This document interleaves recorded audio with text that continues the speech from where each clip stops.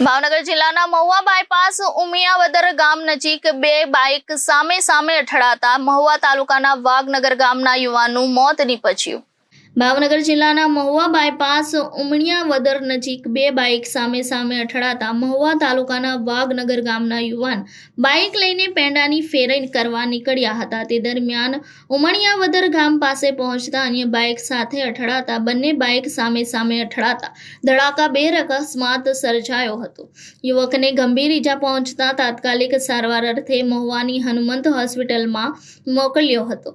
સારવાર દરમિયાન તેનું મોત નીપજ્યું હતું। અકસ્માતને લઈને મોટી સંખ્યામાં લોકોનું ટોળેટોળા ઉમટી પડ્યા હતા।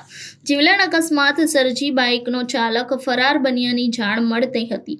અનુસાર મહુવા તાલુકાના વાઘનગર ગામે રામજી મંદિર પાસે રહેતા ગોપાલભાઈ અશોકભાઈ નિમાવતે મહુવા પોલીસ સ્ટેશનમાં બાઇક ચાલક વિરુદ્ધ ફરિયાદ નોંધાવી છે।